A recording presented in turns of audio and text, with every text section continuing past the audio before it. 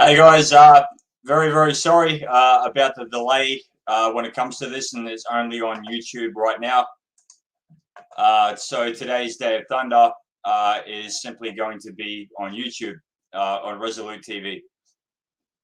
I just had a bit of a chat with Dean, who was a little bit worried, Dean McRae, and yeah, no, we're going live. So yeah, again, very sorry about that. Sorry about the delay. I was simply preparing. I was not in a very good fucking headspace. I'm still not in a good headspace, and I was just going through, my notes here. So look, we'll just fucking get started, eh? How about we fuck off all the bullshit and we just get fucking started. So Day of Thunder. Again, g'day, magnificent bitches and bastards. This is Jesse from Eureka 1901. I'm very happy to be here at Resolute TV. Again, I massively thank Dean McRae, and I thank Dear Beltran and all the other members of Team Resolute for actually being here. And I'm going to stop doing my best. I'm going to stop saying So today's stream is called "The Military Should Not Reflect Society." Hey, Pushrod 76, good to see you, mate. It's great to see you. I gotta stop saying don't I? Yeah, I've really got to stop saying Anyway, sorry, I'm not in a fucking good headspace. Anyway, so get on with it. So I have a couple of disclaimers to make. So I'm not giving any shit at all to any current serving military. I'm not giving any shit at all to anyone that joined after I did. And we're going to go through when I joined, etc. very shortly. That the military should not reflect wider society. And we're going to get into that very shortly. Because wider society is an absolutely fucked up place. It's clown world. And hey, Pissy Leach, good to see you here, mate. It's fucked up. And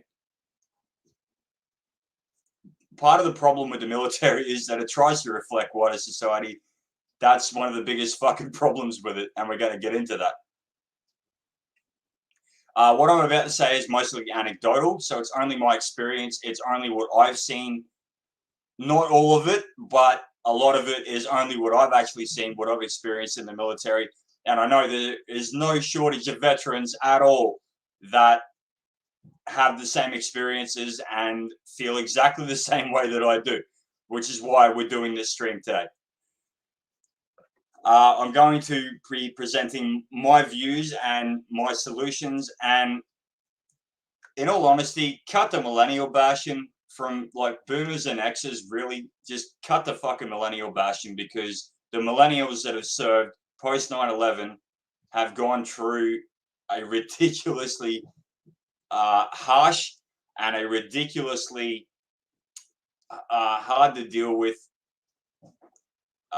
problem when it comes to deployment and when it comes to who you're fighting. And the deployments post 9/11 have honestly been horrific. In all honesty, I'm not going to go too far into that here on this live stream today, but the deployments that millennials who served and who are still serving have gone through, it's just cut the fucking millennial bashing. I hate that shit. And that's not what I'm actually going to do here. This is not me going, oh, it's so much fucking harder when I fucking joined and this, that, and the other, and the fucking standards are dropped and this, that, and the other. I'm not doing any of that shit, because it's not the recruit's fault. It is not the fault of the IET, Initial Employment Training. We're going to get into that anyway. But it's not the fault of the person that joins up and is wrapped in cotton wool by the military, and then all of a sudden you've got older soldiers, etc., giving them shit. It's not. That's a failure of the military. That's a failure of the system, not the failure of the individual soldier. Gabriella Ford, great to see you here. I'm sorry if I mispronounce your name. So, why? Why should the military not reflect society? because it doesn't. It honestly doesn't, and it probably never has, to be honest. Even in World War One, World War Two, where you had mass, volunteer, uh, people signing up, etc. It probably didn't, to be honest. I hate that phrase that the military reflects the society around it, because there is a minimum standard that has to be attained, and we're going to go into that. And I'm going to give you a little bit of an anecdote here as to my role. I was infantry. I joined up in 2003, and I was infantry. And let's see if this actually reflects the current society that we live in, with the high standard of living, with the what's been taught for the last 30 years, 40 years about, oh, fucking embrace your feminine side and this, that, and the other, and touchy-feely. You're great the way you are. Let's see if this actually reflects wider society. So, the role of the infantry. I was infantry. So for those of you who actually don't know what infantry is the oldest profession in the world outside of prostitution. And actually, they're quite interconnected. They're interconnected quite closely. So infantry are what you see when you see 300 or any movie about Rome and the soldiers that were there. Infantry are your foot soldiers, the ones that are on the front line, taking blood, having their blood taken from them. They're the ones at the pointy tip of the spear. They're the ones taking the hits and giving the hits. It's really that simple. And the role of the infantry is to seek out and close with the enemy, to kill or capture him, to seize and hold ground, to repel attack by day or night, regardless of season, weather, or terrain. Tell me how that reflects wider society. Tell me how that is an indication of the wider society around the infantry soldier, which you cannot have an army without infantry. It's literally that simple. There will always be a role for infantry. The motto of the Australian infantry is duty first, and the motto of my battalion, the battalion that I joined, was 2RAR, and our motto was second to none. And the standards in that battalion were incredibly high. Even if you were great in recruit training and you were great in School of Infantry, and even if you got student of merit, even if you were one of the highest achievers there, you get to a battalion like 2RAR. And by the way, I'm not giving shit to any other battalion here. I'm just simply saying that when I was doing external courses with other soldiers who were formerly 2RAR, and then when they got posted out to a training school or got posted to another battalion, a lot of the time, all they wanted to do was go back to 2RAR, because the standards were incredibly high. Very fucking high. That does not reflect wider society at all. And that's why our motto was second and no bastard. Why doesn't it reflect wider society? Also because a lot of us were misfits. A lot of us were the rejects of society, the outcasts, the oddballs. Now, don't get me wrong, there are a lot of legacies in there. Legacies, that's so people who are army brats, whose family were military, whose family were infantry, etc. You had a lot of that.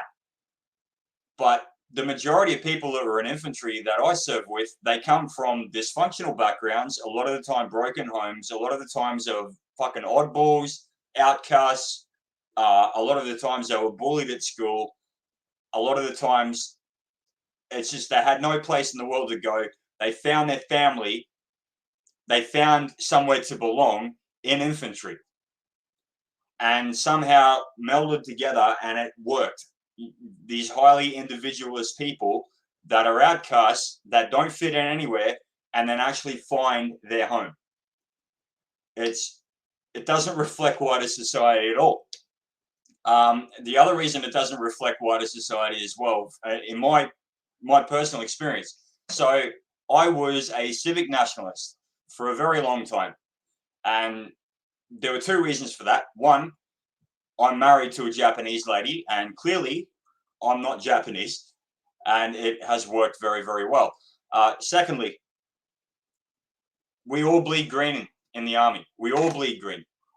There is no a round, a bullet does not discriminate in the grape or center of C mass. It doesn't discriminate at all. And you saw people of every stripe in there, of every ethnic stripe in there, of all colors, of many different creeds, etc., in there. From atheists to Christians to Jews to Muslims to everybody in there. And you're all there trying to achieve a goal. And you're there to do a fucking job and do it to a very high standard. And that was the reason that I was a civic nationalist until I was forced to renege on that. Having said that, but this is the point. Like, it doesn't reflect what a society. The army, the infantry especially, does not reflect what a society. The combat corps, I imagine, infantry, artillery, armored, don't reflect what a society at all. Because again, there's minimum standards, and what goes on in there is not necessarily what goes on in what a society at all. That's the other thing, right? Why it should not reflect wider society. So when you join the military, give me a sec, I've got to hydrate here. It's hot as fuck here. We're in the middle of the wet. We're building up for the wet. So when you join the army, you give up all of your rights as a civilian. You give up every fucking right that you have. When you go to basic training, and I'm going to get into that a little bit more later, but when you go to basic training, you're in complete lockdown. You don't get phones. You can't even get a Coke or a fucking, you can't get a Coke. You can't get a chocolate bar. You can't get a sweet. You actually have to earn the privilege of everything you formerly had as you go through basic training. But when you're on red tabs, when you're at the start of your training, you have no rights whatsoever. You don't have the right to have a smoke. You don't have the right to buy a drink. You don't have the right, especially to alcohol, but even just like a soft drink, you don't have any of those rights at all. You have to earn everything that you actually had before back. And then after that, you get into your IT's training, and then you get to your unit. But even then, you have the DFDA, the Defense Force Discipline Act, which is a fucking book about that thick, which the rights that you actually have under civil law are gone, and the punishments that can be done to you for breaching military law are about that thick. You can be punished for not shaving. You can be punished for your uniform looking shitty and not being creased enough and not being ironed well enough. You can be fucking punished. You don't get the right to actually not go to work, or you don't have the right to not rock up to work. So if you don't rock up to work on time, the first fucking places that they search are the lockups and the cop stations and the hospitals. And if you're not there, if you haven't been locked up, or if you're not in hospital, you get fucking charged. So you give up all your fucking rights. And while that may reflect society as it currently is with all the fucking pandemic shit, it's not the normal case in Australia.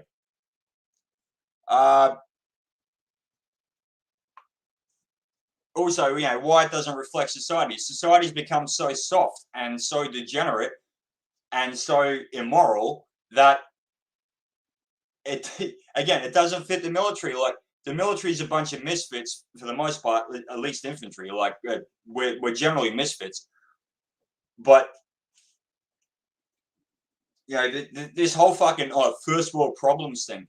This is the problem when you have a soft, coddled, wrapped in cotton wool, gynocentric society run by toxic females and gamma males, effeminate males. It doesn't reflect society at all, because it can't be. The role of the infantry is to seek out and close with the enemy, to kill or capture them, to seize and hold ground, to repel attack by day or night, regardless of season, weather, or terrain. And you don't sleep for 3 fucking days at a time. Even in training, you don't fucking sleep for 3 days at a time. It doesn't matter how tired you are. It doesn't matter how sick you are. It doesn't matter what is going through your head, what's going on at home. It doesn't fucking matter. You've got a fucking job to do. You've got an objective to achieve.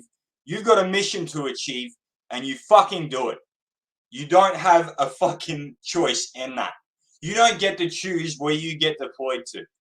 You don't get to choose where you go. You're fucking told to, and you do your job to the best of your ability. And you protect your brothers. You have your fucking brother's six. The guy next to you.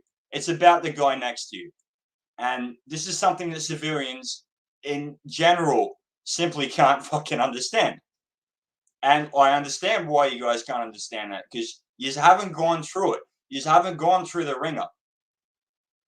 You haven't gone through it. And I'm not saying that you should, because most people are not fitted to the military. And this is what I'm saying. The military should not reflect wider society. It should not, in any way, shape, or form, because there is a minimum standard. And you're there for your brothers, and you're dying there for your brothers, and you do anything for your brothers. I'm sorry, I'm just going to take a quick look and see if I can see the chat properly. Okay, sorry, yeah. I think the chat's up and running. We'll see how we go. But yeah, it's just this whole fucking first world problems things, right? It's bullshit. It's absolute bullshit. First world problems come about because of fucking weak people and toxic females and gamma males. That's what first world problems come from. And you can't run a fucking military like that. The military is the green line between you maintaining your own country, your own nation, your own freedoms, and invasion. And those on the green line are there to repel the invasion or fucking die trying. That is simply how it works. It is really, really fucking simple. So I'm going to go through. This is anecdotal for my part, because a lot of people have asked me why I discharged from the military if I loved it so much. Why did I discharge from? Why did I leave my brothers? Why I got out? Part of it was medical, and we'll get into that later on. But yeah, you got to understand the actual process. So I'm going to try and do my best. John Burke has done this very well. There's other military men. Jocko Willink, I think, has done very well with this. I think a few others have done well with this as well. I'm going to do my best to actually take you guys through how it actually works. So you have training and desired outcomes. Now, by the time that I joined in 2003. I joined the Army in 2003. Infantry was full up, like the full-time infantry in the Australian Army was full up. So I ended up I had to go reserves. Now, I'd already heard quite a few rumblings from the older soldiers who were pre-9/11, how much it had softened, and how much the military had softened, and the standards had dropped, and it wasn't what it was. But it was still pretty fucking hard at that time. Like, you got put through the fucking ringer. Having said that, I understand where they're coming from. And this shit started in 1996 with Peter Cosgrove. So Peter Cosgrove was the commander of the Defence Force, CDF, in 1996. He brought in the whole, fucking basically like a Fair Work Act into the military. The idea for fair go, 1-800-FAIR-GO, that it restricted very much the ability of people with rank, especially people training with rank, in training positions in training schools and in training positions within units, to get people up to standard. And we're going to go through that. You have to have people up to standard. You have a minimum standard to be attained at the end of each stage of training. And you have a minimum standard to be obtained within your unit. And if you're not at that standard, you're going to get people fucking killed. It is that simple. This is why it doesn't reflect wider society. And Peter Cosgrove, in all honesty, I respect his service, and I respect the fact that he's a Vietnam veteran. Hats off. What he did to the military and what he did which is practically fucking nothing as a Governor General, he could suck my fucking nuts. Because he's part of the fucking problem. The higher brass are basically politicians in uniform. But I digress. We'll get into it further. So I first joined in 03. Again, at that time, full-time infantry was full. So they said you have the option of joining reserves first and then putting your transfer when you're in basic training, which is what I did. But at that time, all of the battalions were full. They all had full rifle companies. So you have 3 full rifle companies in the battalion, and then you have support company. And they were all full. So, and no one was discharging then. Very, very few people were actually discharging back then. And I heard the same when I got to 2RAR, which I'm going to get into later. Very, very few people. Very, very few people were actually discharging back then. They were in for life. Bork, you're competing with the Aussie Cossack being alive now too. Holy shit, I didn't know that. And my respect to Aussie Cossack. And yeah, I actually don't know the guy. I've never met the guy, but I've heard some good shit. But yeah, I was not trying to compete with him at all. This is simply Day of Thunder. This is when I go live. The difference between 03. So I joined up in 03 at 17 years old. And when we went through in 03, and again, the complaints were already in, like how much it is softened, etc. But you still got yelled at. At times, you would still get kicked in the ribs. If you fucked up a shot at the fucking range, you get kicked in the fucking ribs. You would have people fucking yelling at you and screaming at you from an inch from your fucking face. You would get fucked over to the nines. You would miss meals. You'd be fucking called out at 2 in the morning for fucking fire drills in your fucking PJs, etc. Bork says it's hard to get views when he is on. Yeah, mate, I'm not after views in any way, shape, or form. This is more for later, but I really do appreciate your input, and I really appreciate you being here. Same as Pissy, same with Gabriella, same with Pushride 76. I really do appreciate it. Thank you very much. Anyway, getting back to what I was saying, like, so in 03, we would get, in American parlance, in basic training in America, in recruit training in America, you get smoked. If you fuck up, you get smoked. You got to do push-ups for fucking ages. You got to do fire drills for ages. You've got to do this, that, and the other. Like, you get fucked over. It's already... Okay. We've got Laura Hudson, VOI, FYI, Vask Tech, Cecilia Johns. Look, I don't know what the fuck any of that means. Anyway, thank you for your input. I just seriously don't know what the fuck that means. But yeah, so like 03, you still get fucking smashed. Like, you get beasted. And then I got out for a year and a bit when I realized I couldn't get into full-time infantry, and then I got back in 06, and I was given the option to be up-squatted immediately when I got to recruit training, but I promised the mother of a guy that I joined up with in 06 that I'd look after him, so I went through the whole fucking thing again. And yeah, it is what it is, but the difference in 06, the fucking recruit instructors were that restricted, they had to ask you. They had to ask you to touch you. If your uniform was out of place, if something was wrong in your uniform, recruit, may I please touch you? You were given slips, like these little fucking pink slip kind of things, saying, so if you pull one of them out, the corporals, because they're all corporals in there, the RIs, the corporals, actually had to stop. Resolute TV, haha, and Topher Craig Kelly. So what? Day of Thunder is Day of Thunder. Okay, seems I have a lot of competition here, but we've got 7 here that I can see, so I'm very thankful for that with all of you. But yeah, you fucking go through that. Like, I couldn't fucking believe it. And I actually brought that up with the RIs in '06 when I went through. And they knew I was a retread. They knew I'd done it before. And that's why I got made fucking section commander very fucking quickly. As a recruit, again, because they knew I'd already been through it before. And they knew that I could fucking handle it. And I even said to them, how the fuck do you handle this, being so restricted in what you can actually do? Because the whole fucking idea, all right, the whole fucking idea of recruit training is to get a soldier up to standard to go to their IET school, their initial employment training school, whatever corps that they go to, infantry, engineers, artillery, ordnance, whatever the fucking case may be. They have to be at a minimum standard,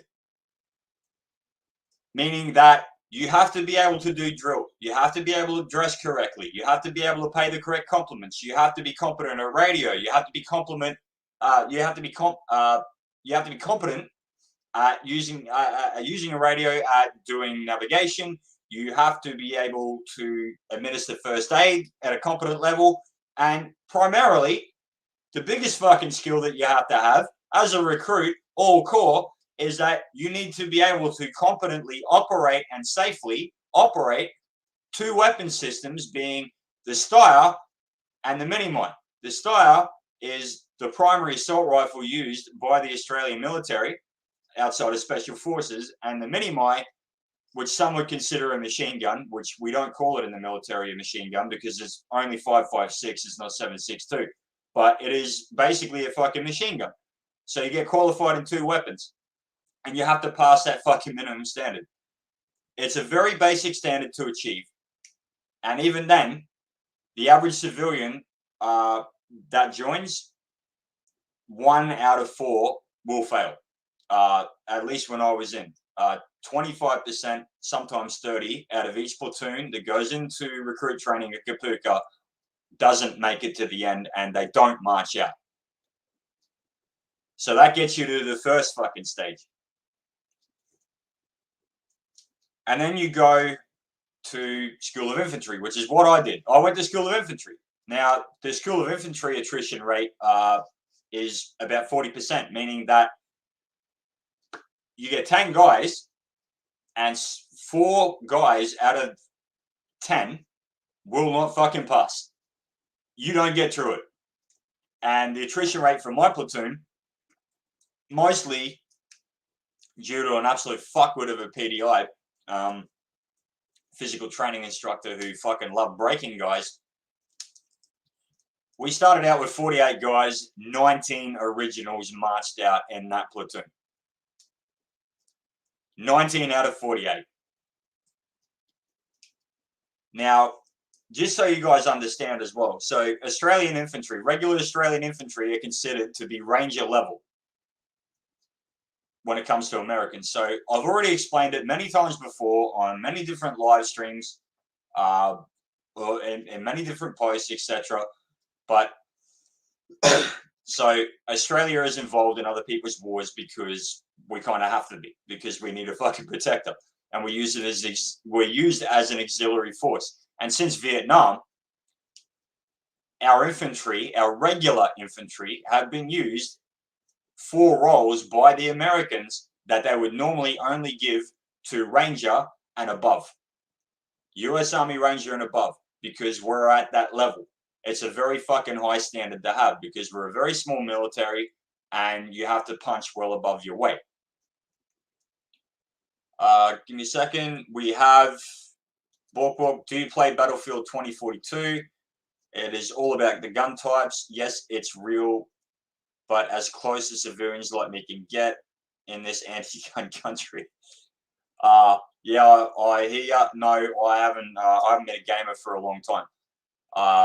And I can tell you what, even being a gamer, when you actually fire these weapons like the 84 cal Gustav, when you fire the 50 cal, when you fire the automatic grenade launcher, when you fire all those kinds of things, it's fucking unreal. There's no way to actually copy that in the gaming world. That's for sure. But yeah, it's like this is the thing, like there's a minimum standard to have, and the fucking standard is high, and you have to fucking get there. So you get recruit training, which gets you to the level to get to your IT school, and then you have your IT school gets you to the level to get to your unit, and there's a minimum fucking standard, and if you don't make it, you get kicked out. If remedial training doesn't work, you're fucking gone. At least that's how it worked when I was in. And everything in infantry is a fucking perishable skill. So, like, you have to be physically fit, ridiculously fit, all-round fit. So, a lot of people don't. Yeah, Bork, I envy the USA gun laws too, depending where you are. Texas is probably my favorite. Yeah, that's the right to bear arms, fucking oath. But yeah, like, everything's perishable when it comes to infantry. If you don't keep your fitness up, you're fucked. If you don't shoot for a while, unless you're a natural shot, you're fucked. If you don't do navigation for a while, you're fucked. If you don't do medical for a while, you're fucked. Like, if you don't upkeep your skills, and if the training doesn't reflect upkeeping your skills, you're fucked. There is a minimum fucking standard. And that standard's fucking high, especially for my battalion. And I'm not saying that because it's my battalion. I'm saying that 1 and 2 RAR have always been the premier battalions within the ADF, within the Australian military. And that's why it's 1 and 2 RAR that are always online. Meaning that, so online, for those of you who don't know, online means that you have 24 hours notice to move. So if there's another coup in Fiji, which happens every fucking 2 years, or there's something else that fucking goes down, that that's it, you're on fucking call. Your shit's already packed, you're ready to go, and you can't go any more than 4 hours outside of the place at your base, being Townsville. So yeah, it's fucking hard, man. And like, when you're a lid, like, a lid is a living degenerate, so you have to be, when you first get to your infantry battalion, you have to live on base. Unless you're already married, you have to live on base for a year. So lid means living degenerate, and you get fucking pasted. You get absolutely fucking smashed. You get treated like a fucking bag of shit. Even though, so recruit training gets you to this level, SOI gets you to this level, average battalion gets you to this level, and the level in our battalion was more up here. That's why we always place in dog squad, Duke of Gloucester Cup. That's why, yeah, it was a fucking really, really ridiculously high fucking level that you had to have. That's why in our battalion, often you'd have sniper courses where no one would pass, and recon courses where no one would pass. The standards were that fucking high, and the standards didn't fucking change just because the level of people that were in the course was lower. You don't lower the fucking standards, you get people up to standard. And if they can't be gotten up to standard, you can't get them up to standard, and they're not suitable. It's literally that easy. But yeah, when you got to the battalion, you got fucking smashed. Like, you fucking get initiated. So, and some of you are probably going to fucking go, that see this now or see this later, some of you are probably going to fucking go, your first birthday in the battalion. So you got the platoon cages, you've got the company cages, 1, 2, 3 platoons, and then you've got a hallway going down the middle of the cages. On one side of cages where you keep your field gear, on the other are lockers where you keep your uniforms and your toiletries, etc., etc. And there's a hallway in between. It's about 20 meters long. And what would happen for your first birthday in the battalion is the platoon would line up on either side of that hallway, and you've got 2 doors at the end, and you've got to get in one door and out the other. And the only rules are no hits above the collarbone and no hits below the belt.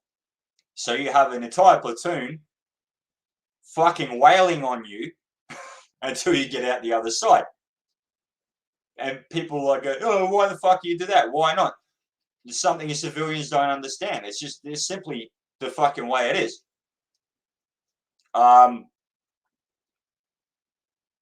Bork says the Aussie army being higher in quality than most countries is great, but the CCP is allowed to take Taiwan, we are next. They have nukes, so military is useless when they nuke out to helicarriers.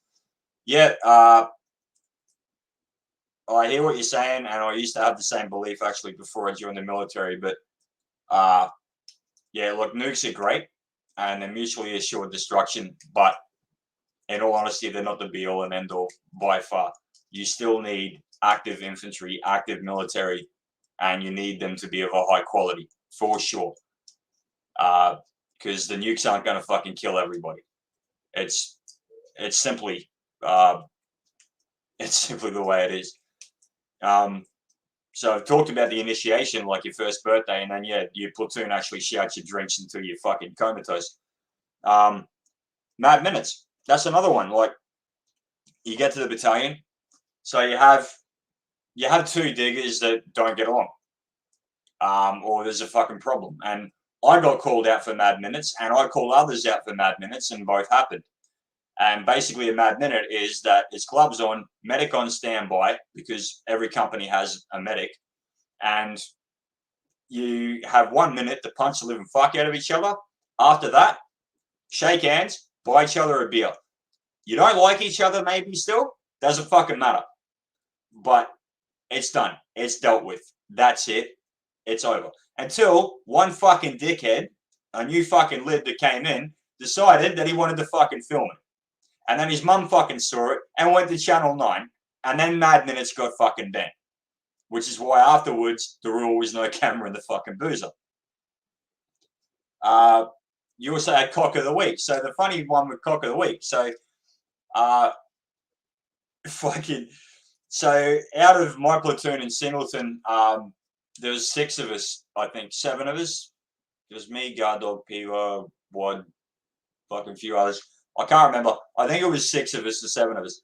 But so yeah, we rocked up. We went to our first boozer parade. We rocked up on the fucking Wednesday. And then yeah, come the Friday when it was boozer parade, and then we see this poor bastard wearing a fire helmet, a fireman's helmet, painted fluoro pink with a fucking dildo, massive dildo hanging off the front of it, to the point where it's actually hanging down nearly to your eyebrow level. And getting ice thrown at him and getting fucking abused and all kinds of insults fucking thrown at him. And we found out what that was. It was called Cock of the Week. So whoever fucked up the most that week, and this is what I'm saying about high standards, etc., they got fucking smashed. And they also got a bit of a gift with that as well, because they had this big beaker that they were given, about fucking yay high, and it had to be kept full with everybody's drinks. So, you know, whatever you drink and you tip a bit in when the cock of the week walks past, so they get smashed for free. They don't have to fucking have a drink. But yeah, it was, these are the things that actually make it work. Like we used to have, you'd have a wet canteen when you're going back from field. So you go out bush for a few weeks, you have a wet canteen, you got a lot of pent up frustration. So you have a wet canteen. A wet canteen versus dry canteen is that wet canteen has alcohol, and you'd have a wet canteen, get pissed, get the fucking frustration out, and with mad minutes, etc., like that, before you go back to civvy land, so you don't act like a fucking dickhead out on the fucking piss when you get back. Just things like this, and with the woke social justice-y fucking bullshit that is that it's completely fucking destroyed the military. Bork, as an aside, did you like SAS Australia? I don't know if you actually mean the documentary or the SAS itself. I watched the documentary. It was okay. Not very revealing. Do I like the SAS? Fucking oath I do. That's the aspiration of practically every soldier, is to be able to get there. At the minimum, commandos. So my old job was infantry. So rest of the army is essentially here in terms of standards. Then you have infantry, then you have commandos, and then SAS is like up here. It's that's the fucking standard, and it's a very high standard. But yeah, you got fucking smashed, and this fosters hard fighting, man. And like I was part of 4 Platoon Bravo Company. That was my rifle company in Tuaria. And we were called the Heat Seekers. And we were called the Heat Seekers because we were constantly in the fucking shit. So rocking up drunk, uniforms are fucking creased, rocking up unshaven, things like that, things to get everyone in the shit. And okay, yeah, Bork, yeah, it's the 2-season reality show. Yeah, I know the one you're talking about. That was fucking, yeah, that one. No, that one I didn't actually fucking watch. I think that was the one where they had civilians, right? They had civilians and they were putting them through their paces, etc. Nah, I didn't like that at all. To be perfectly fucking honest, that was fucking dog shit. If that's what you're talking about, I thought maybe you were meaning the one about the actual training, going through the Carter course. But if that's the one you mean where they had the civvies in there, no, fuck no. But yeah, so when I was in 4 platoon, we were doing PT twice a day. We were getting absolutely fucking smashed with fucking everything. And the way we took it out was, the way that we actually offloaded from that and decompressed from that was getting absolutely fucking pissed off our heads and acting up. So we were called the Heat Seekers. And we were, a bit cringe, yep. And fun, yeah, okay. No worries at all. But yeah, like that's why we're called the Heat Seekers, and we were one of the best fucking performing platoons in the battalion. Like we had a great platoon commander. Sorry, I've got to stop saying I'm actually working on that. Sorry. Our platoon commander was ex-commando. My secco was ex-commando. Our platoon sergeant was brilliant. Most of our seccos were brilliant. Most of our 2ICs were brilliant. My 2IC was brilliant. Very highly performing platoon and one of the best in the fucking battalion. And then after that, I went to signals and then mortars. So signals is obviously communications, and then mortars is you drop bombs down a fucking tube and they fire. It's a very high trajectory, indirect artillery, for want of a better word. Anyway, so yeah, and then they attempted to promote me a couple of times. And this is what I don't get, and this is one of the other fucking problems with the military. I didn't get this at the time at all, and I still fucking don't.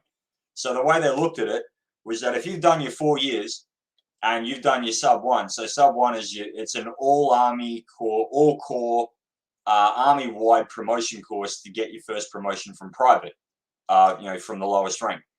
So if you've done your sub 1 and you've done your minimum term of service, you'll automatically somehow write for a promotion.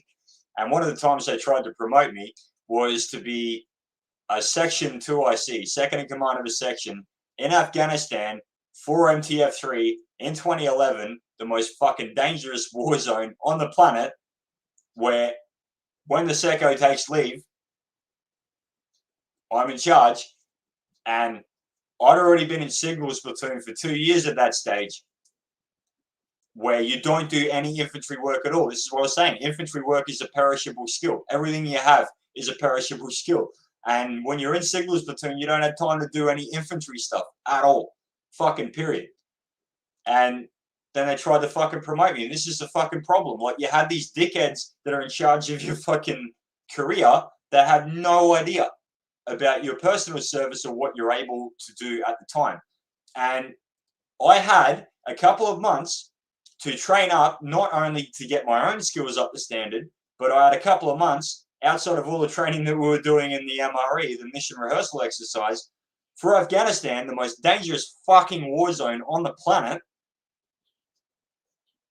I couldn't fucking get that through my head. I honestly couldn't get that through my head. Like, I'd already done Timor. I'd already seen plenty of incompetence on a deployment that was a peacekeeping deployment. I did not want to be an incompetent. And I'm sure I probably wouldn't have been. But if you're going to get yourself killed, if you're that rusty that you're going to get yourself killed, that's one thing. You have your own family to answer to. If you're that rusty that you're going to get someone else killed, that was a price that I was not willing to pay. So I said, get fucked. And MTR3 was a fuck up anyway. Like, it was a massive fuck up, and I'm not going to go into it too far because this is not what the fucking stream's about. And yeah, again, it's about the military should not reflect society, not the fuck ups that happen then. Although I will get into one more a little bit later. And this is the thing, like, the military, by the time I got out in 2013, 8 years ago. So it's past the 7-year mark. Hey, Australian government, you can't fucking prosecute me for this, motherfuckers, because it's outside of the 7-year mark. So go fuck yourself. The fucking military, the army became a fucking massive social experiment. And again, we talked about the high standards and shit. We talked about minimum standards. Like, it started with feminization, just like fucking everything else does. And then it just fucking went from there. And you keep dropping the fucking standards to the point where people are so incompetent. And John Burke went about this. He went on about this 5 years ago about the American military. He was airborne, 101st Airborne, and he went on about this himself. You can't fucking lower the standards because there's a minimum fucking standard, and if you don't meet that standard, you're gonna get people fucking killed. And a lot of the people, when I first joined the military in 2003, a lot of the guys were whinging about the amount of women in the military, which at the time, given that I was indoctrinated like everybody else into women can do all and women can do everything that a man can do, and you can do, I can do better, and fucking rah. I was just like, well, I don't know what the fuck that has to do with anything. But it's just like any male-dominated workplace, the minute that you add women to it, the fucking standards drop. That's simply the fucking fact. Like, the standards fucking drop. And then it goes on from there, and you have all the LGBT, and you have all that fucking other bullshit. And it was to the point that we had new guys rocking up to the battalion where they're supposed to be. So again, if you remember, I said recruit training's here, IATs is here, and the standard of the battalion's here. And we had guys that were here. We had guys that they couldn't fucking shoot for shit. We had guys that couldn't pass a basic fitness assessment. We had guys that couldn't pass a battalion fitness assessment. We had guys that couldn't navigate, that couldn't perform basic medical stuff. They fucking up their weapons drills, everything like that.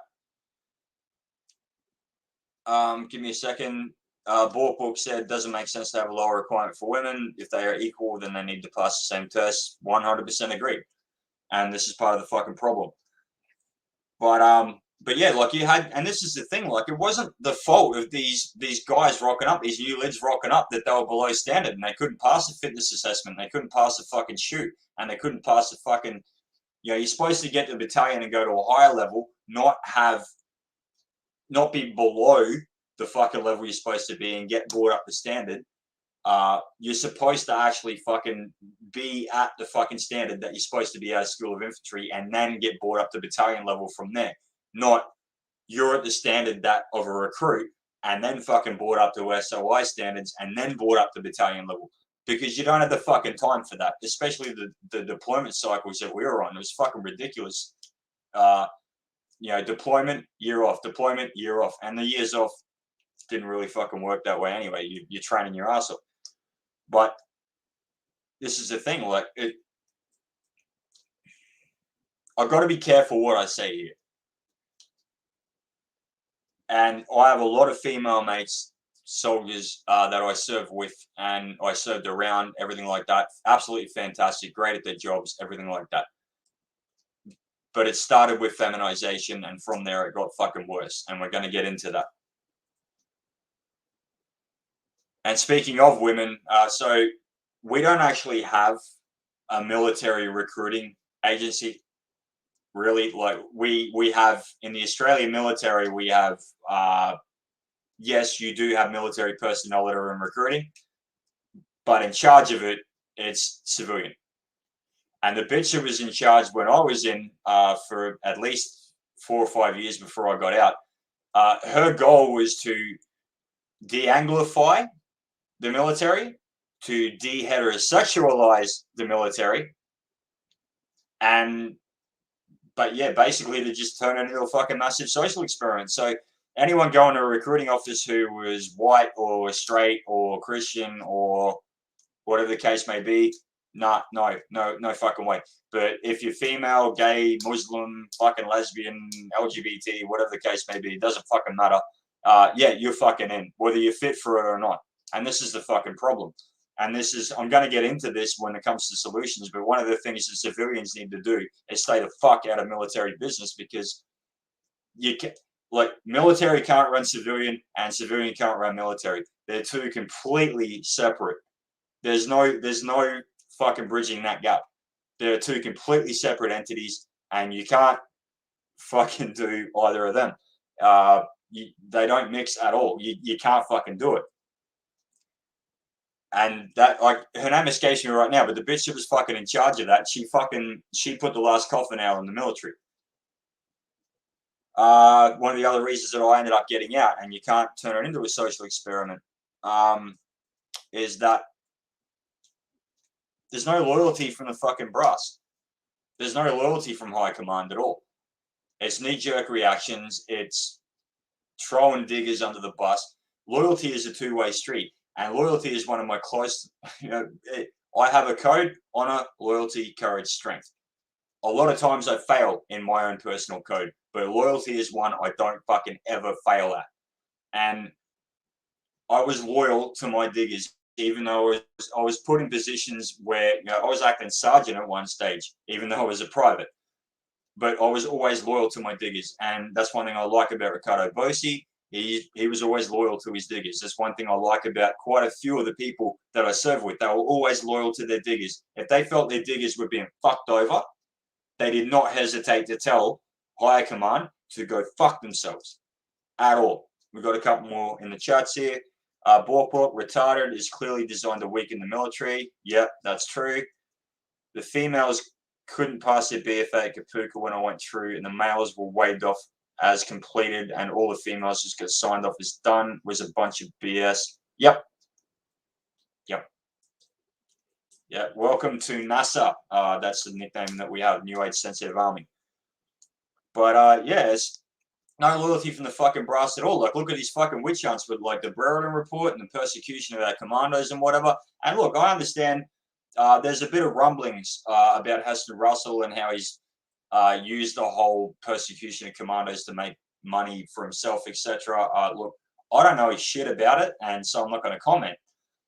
Having said that, yeah, it's like there's no fucking loyalty.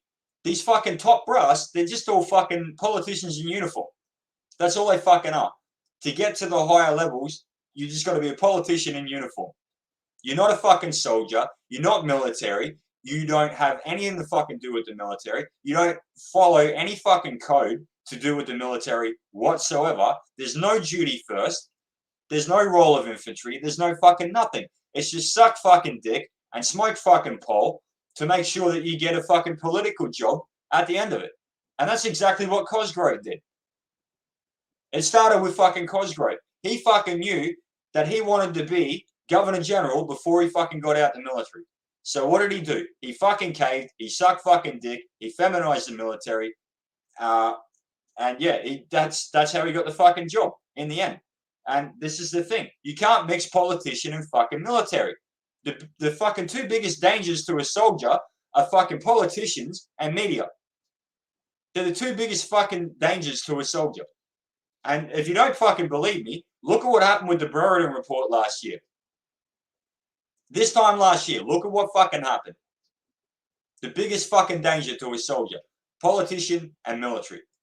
Politician, media to the military man. You can't fucking mix them. These are fucking, they're mutually exclusive. You can't fucking do it. And they try to fucking do it. And this is the fucking problem. Book says we need to zoom out the military recruitment, the sub deals, etc. are not really important. We need new tipped ICBs. I think you probably mean ICBMs. Yeah, you said that. Okay, yeah. Intercontinental ballistic missiles. The problem with that one, zooming out, is that if we get them, then Indonesia's going to get them, and Indonesia is run by fucking lunatics, Islamic lunatics. So that's probably a bad idea. But I understand what you're saying, but that's probably a bad idea, book.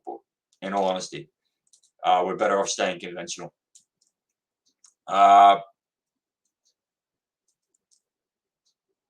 Yeah, knee-jerk reactions is another one. Like in the military, everything's fucking knee-jerk reaction. One fucking isolated incident happens, and then everyone gets fucking punished for it.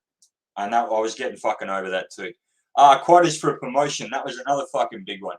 So at my level, not so much. At my level, you would get promoted.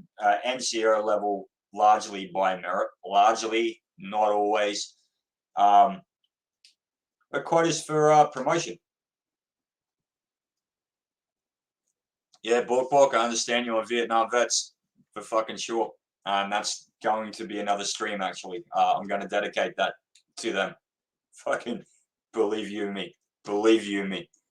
I'm not trying to sound like Jimmy Eat World here, but believe you me, I definitely am going to do one on that.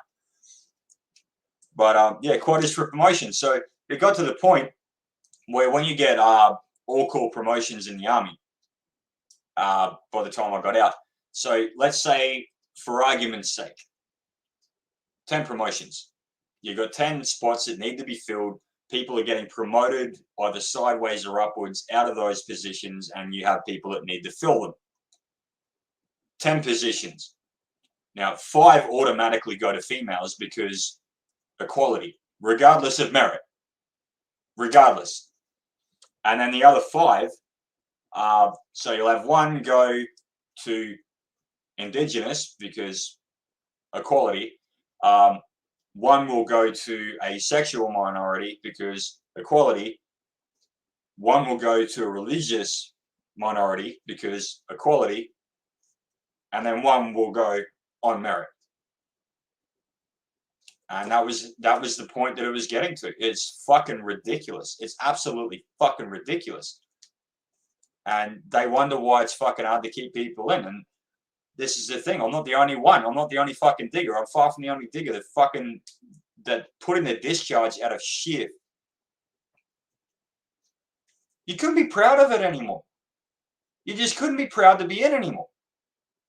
It just got to that fucking point where it's, what the fuck is this shit? I'm living in fucking clown world, not because normally, remember how I said we're all misfits and outcasts and shit, right?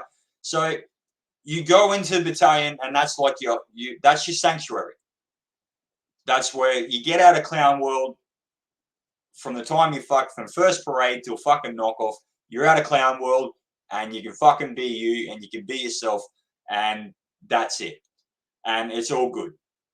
And that shit doesn't exist there. It got to the point where it's fucking clown world no matter where you go. And it's just, you can't fucking be proud of it anymore. You get to the point where you couldn't be fucking proud of it anymore. What the fuck is that? What the fuck is it go? What the fuck is someone being gay or fucking Muslim or Aboriginal or female got to do with them getting promoted into a fucking position where they're in charge of you? They can get you killed. What the fuck has that got to do with anything? Is my only point. Gender quotas don't happen in the coal mines. Book, yeah. Yeah, it's funny how that fucking works. Hey, same with sewer cleaners, etc. But hey, it's okay for the military because hey, the military is only protecting everybody. Like, yeah, that's perfectly fucking fine. The job that actually, yeah, you've got to actually get right. The standards have to be met. But yeah, I'm hearing you. But yeah, so, and this stream is not actually about me necessarily. It's just explaining and trying to go through some of the things that were going on by the time I got out. And with my discharge, and we were talking about the loyalty of the brass before, the high command.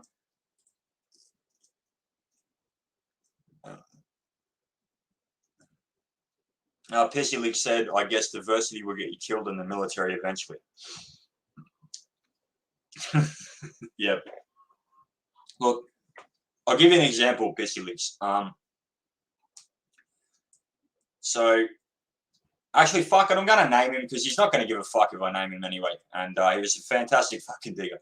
So, we had this guy in Tuaria, Smithy, hard as a fucking nail. Hard as a coffin fucking nail. And he came out, I think it was 2007, 2008, as gay.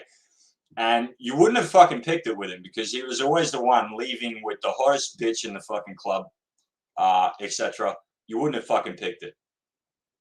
I'm talking as wide as he is tall, built like a brick shithouse, fucking square jaw, and like you would not have fucking picked it at all. And then we walk across the road from the barracks. So I don't know how many of you have been in Townsville, but across from Laverick Barracks, you have Annandale Shopping Centre. And there you've got like the shops, you've got like a Hungry Jack's and a KFC and all that kind of shit. And every time we walk in, because to get fucking smokes or whatever, if there was this tranny guy that used to be on the smoking counter with full makeup and fucking all that kind of shit, and he was fat and fucking huge and fucking disgusting. And we'd be in uniform, mind you, and Smithy would fucking go, like, if that guy was at the smoking counter, he'd buy smokes at the fucking news agency. He wouldn't fucking go there. And there's fucking one day where he's just had enough and he's just fed up and he said, you know what? I'm gay, but that guy's a fucking fag. Just fucking shut up, Smithy. You only some fucking shit. But yeah, it was, you wouldn't have fucking picked it. And yeah, look, that's the thing though with diversity in the military. Like that's what I'm saying. We all bleed green. Like color wasn't a fucking problem. Like homosexuality was a problem, I guess, in a way, for those who are openly that way, and they didn't tend to go well. But you know, that's the thing. And I'm not trying to sound like a fucking lefty here because I'm not, and I don't approve at all. But having said that, like it was. If you want an actual fucking melting pot, you go to an infantry battalion. You have people there from all kinds of backgrounds, from first generations Australians to fucking immigrants to fucking. You don't get a lot of gays, and you don't get any trans, and infantry battalion you don't get fucking lesbians, but because women can't fucking serve there. At least none have actually made the standard yet, as far as I know. But yeah, you get all these oddballs from all kinds of fucking walks of life, and I guess that's why I was a bit. I was the way that I was when it came to CivNat, when it came to being a bit more open about all that kind of shit, because you all bleed green and you sweat and you bleed and you go through hell together, and it doesn't fucking matter what the fucking background or anything is. It doesn't fucking matter. And that's probably why. And and this is what I'm saying, like it doesn't reflect society, because society at large is not like that. What the military is not a microcosm of society, and this is the reason for the whole fucking stream, because it's fucking not at all. Most minorities don't fucking sign up of any kind.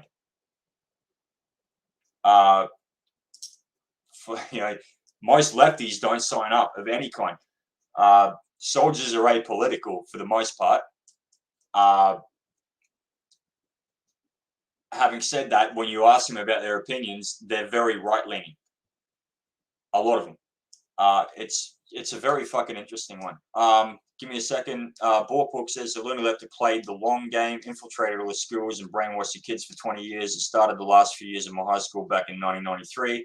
Borkbook, same thing with me. I started school in 1991, and it just got worse from there. I fear the future mostly because the millennials are so soft. They won't even try to defend this country, the opposite of 1940 kids. The other reason why we need nukes. Okay, so up until that's the other reason why we need nukes. Again, if we get nukes, Indonesia's going to get nukes and we're fucked.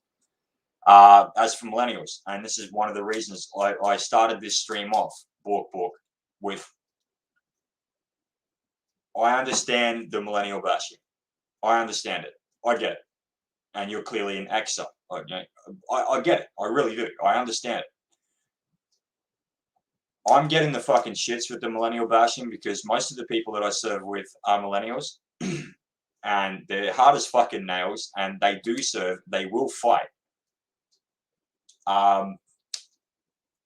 Just because you see all these fucking dickheads out on social media and other places, screaming and ranting and all that kind of shit, fucking free love and end the military and fucking this, that, and the other, doesn't mean that encapsulates everybody. And look, I mean, I understand where you're coming from, though. I honestly do. And that's the thing. It comes from a long time ago. It actually comes from fucking well before millennials. It came from the fucking boomers. But it is what it is, and we have to fucking deal with it. And the weak are going to fucking die in what's coming. So, Pushrod 76 is by design. That is 100% correct. So, look, we've gone over the hour, and I just want to finish off here, especially when it comes to solutions. But I really, really appreciate you guys tuning in. So, with my own discharge, the final straw, and I think this will probably encapsulate a little bit of what I was saying when it comes to the loyalty thing. Sorry, I got to hydrate. Now, I'm probably going to get in the fucking shit for this one. And, Huggo, if you see this, understand that I fucking love you, mate. And this is no fucking, in any way, I'm not trying to fucking do anything to you in any way, shape, or form. The final straw for me, when it came to my discharge, I discharged voluntarily initially, and then later on it was a med discharge when my knee surgery went bad and my back went to the point where I was fucked. I was absolutely fucked. So just so you guys know, and this is not a fucking poor me statement, my left ankle needs reco, my left knee needs a reco, my left hip needs a reco, my right shoulder needs a reco. My right knee, they want to have a fucking arthroscopy to have a look, but it'll probably need a reco. And that's just the nature of infantry work, and that's just how it is. It's a fucking hard job. I will get to your comments in a bit. I just want to talk about what happened. So I trained up for MTF-3 in Afghanistan, and it was one of the highest casualty rates of any deployment to Afghanistan. It was 2011, based around Tuaria, my battalion. Two of my good mates, Matty Lambert and Luke Gavin, were killed there. Yeah, it was ridiculous. It was a ridiculously high fucking casualty rate. And so Huggo, I'm not going to tell you his real name, just so I don't fucking get in too deep of shit. But Huggo was a highly respected sergeant in Tuaria. He was one of the mainstays of Tuaria. And he had been to Afghanistan before with the British on exchange and actually was recommended for the Victoria Cross, which is the highest recommendation that you can get for bravery. It's the highest fucking, that's the creme de la creme. That's the highest you can get. Now, most infantrymen don't care. Actually, I'd say all don't give a flying fuck about getting medals. They don't care about decorations. They do care about one accoutrement, and that's the ICB, the Infantry Combat Badge, and that you've actually gone overseas and you've done your fucking job. So to get an ICB, you have to be in a combat situation for a certain amount of time. And that's the only one we really care about. But yeah, so he was recommended for the Victoria Cross. Canberra, the politicians and the senior brass typically said no, because he didn't serve with the Australian military. He got a lower decoration and he donated to the Battalion Museum. Anyway, he already knew very, very well what was going on in Helmand and what was going on in Oruzgan, and he was in Combat Team Delta just like I was before I pulled off the trip. Our Combat Team Delta were the senior diggers in the battalion, the most experienced, the best that there was, and they had an over 90% discharge rate when they got back from Afghanistan, which should tell you the level of leadership that they received over there. Combat Team Delta was led by a fucking piece of shit called Gower. And Hugo was a victim of Gower. And basically what happened was Gower was sending him into situations, or trying to send his diggers into situations that would get them killed and get them seriously hurt. And they were dealing with the situation in Afghanistan the fucking wrong way. And he fucking told them plainly what was going on. He got sent home in disgrace. He got RTA. Then after that, the army fucking sent the cops around to his house, and I'm not going to say what actually happened there, but and I don't even really know anyway, to be honest, but basically he ended up on some bullshit fucking charges for fucking 3/5 of fuck all, and he discharged in disgrace. He was disgraced, despite being a highly decorated soldier, being one of the mainstays of the battalion, and having loyally and not just competently, but above and beyond served in the finest traditions of the ADF and the AIF and, you know, every Australian that's ever served. And there is no man that you will fucking see that knows Hugo, no infantry soldier, no any soldier, that would tell you anything different. He is the fucking duck's nuts. He is the fucking best there is. He is the fucking gold standard. And what happened to him was a fucking disgrace. And that was the final straw for me. And then I was, fuck it, I'm getting out. And I had a knee surgery coming up. So I put my discharge in. The knee surgery didn't go very well. And I ended up opting for medical discharge instead. So that was the fucking end of it for me. Outside of everything I've already gone through now. And yeah, it's like it wasn't really a fucking discharge in protest or anything like that. It was just simply, look, if they're gonna fucking do this to this guy, kind of like the Brereton report, kind of like what's happened with the persecution of diggers for fucking war crimes. If they're gonna fucking do this to this guy, what are they gonna fucking do to people like me? Like, I was like the fucking middle. Like, I was around the middle in Tuaria. And yeah, like, this guy was fucking above and beyond. Anyway, I'll get to your chats. Spot design. The lefty millennials allowed on social media. True, yep. I'm an Xer as well, but every generation had a role to play in how today's society is shaping up. That's true, Pissy Leaks Pete. That is very true. And what I'm trying to say here is that fucking from the boomers, that's where it fucking went wrong.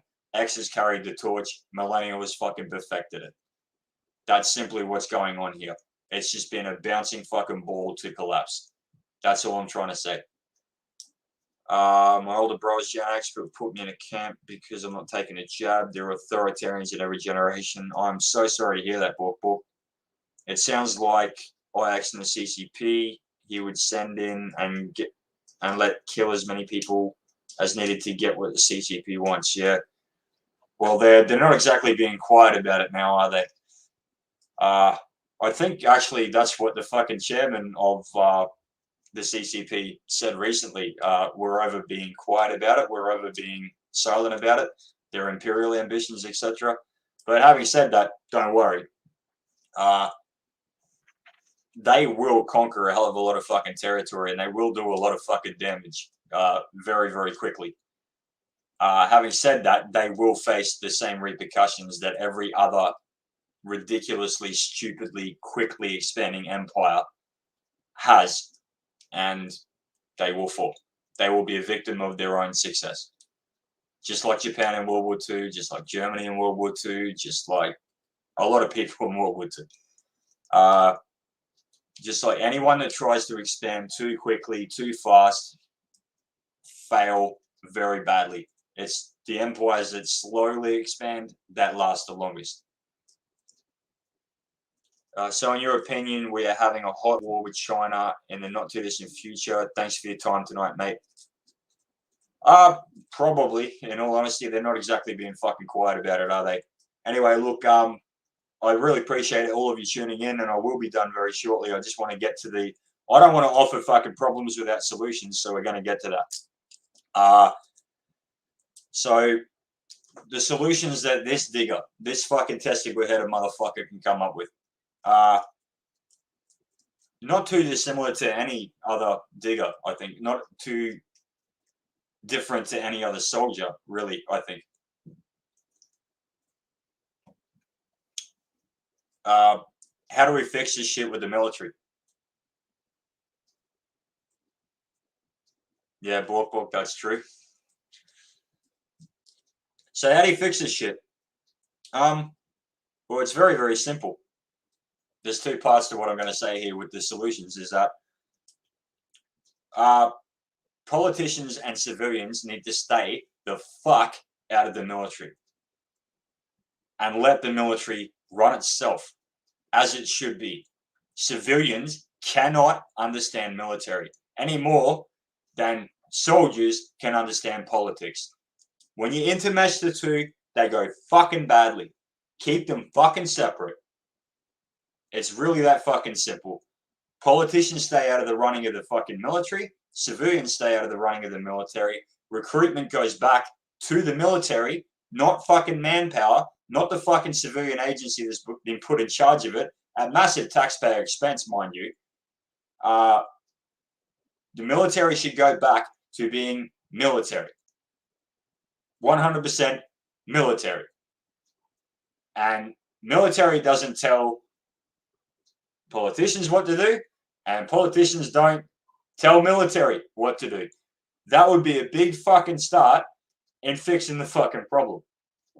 The second would be that for now, just like Heston Russell, just like Ben Roberts-Smith, and just like others have said, in all honesty, for now,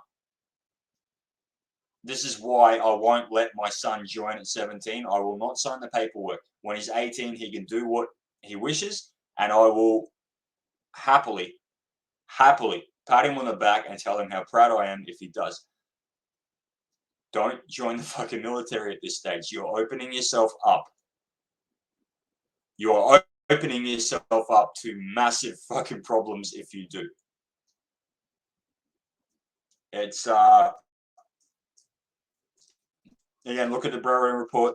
Look what's happened to our commandos. Look what has happened. And what I've just gone through here with the social experiment, etc.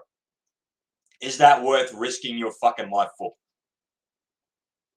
In all honesty, I will never join the Green Machine again. Not at this stage, even if I could. So, sorry to end it on a bit of a black pill here, but yeah, don't join the military, and politicians and civilians need to stay the fuck out of the military. Bork says, yes, civilians and police don't directly risk their lives. Well, that's true. And it is what it is. But, and this is not an anti-civilian thing either. Actually, you'll find that soldiers aren't generally anti-civilian, given that we all were civilian at one stage, and I am a civilian again, and all of us, when we get out, become a civilian again. So, look, thank you very, very much for tuning in. I really, really appreciate it. It's great to see you guys here. Yeah, people need to learn history, that's for sure. Thank you, Bork, and yeah, just look, thank you so much, everyone, for tuning in, and thank you very, very much for being here. I'm sorry this wasn't the best flowing stream. I'm a little bit fucked in the head at the moment. You know, demons are fucking playing a little bit, and I really appreciate you sticking with it. But yeah, it's just a question that I've been asked many, many times, and I wanted to kind of go through it and just try and make people understand a little bit more what actually goes on in the military and how it runs. So you guys are fucking absolutely incredible, and I look forward to seeing you next Thursday. So stay loose. God bless. Eureka 1901 out.